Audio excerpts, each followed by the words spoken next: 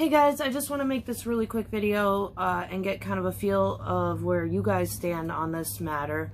I've been thinking about talking about this for a really long time. I just was afraid of getting fired. Now I don't have to worry about that anymore because I quit.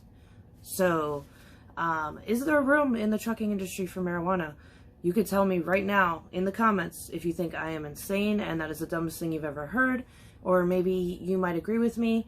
I'll elaborate a little bit. I don't believe that people should be driving trucks high, or on marijuana or alcohol or anything.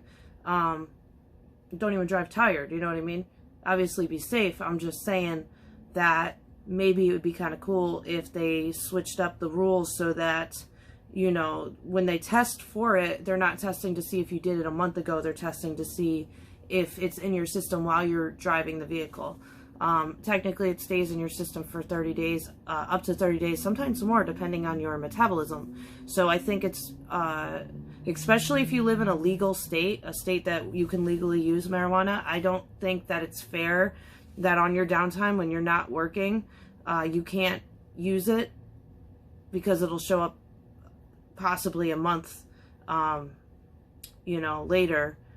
When you get a random drug test, you could lose your job. It could ruin your trucking career. It's a little bit over the top in my mind. I would like to start maybe rallying people to reach out to me. You guys can reach out to me on Instagram. It's the same as my YouTube name. It's at Grateful Tread Trucking on Instagram.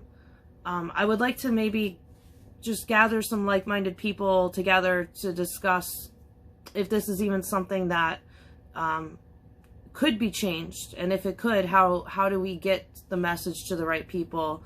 I'm pretty sure there's a way that they can test for marijuana. I need to look more into it to see if you're under the influence of it, as opposed to if it's just like residual from weeks ago or a week ago or days ago even.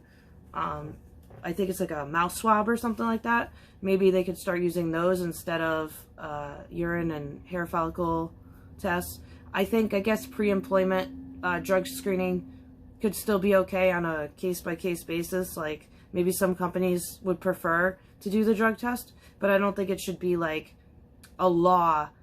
Like, if you work for a company that's okay with you smoking on your free time, that the government should be allowed to tell you that you have to have random drug tests and it needs to include THC. I'm just glad that I'm finally able to kind of put the feelers out there now. I don't have to worry about getting in trouble with my company or whatever. And like I said, obviously don't drive high. That's not what I'm saying, and don't try to make it sound like that's what I'm saying. But I think that maybe we can relax the rules on that specific thing, and I'm just curious if other people feel the same way.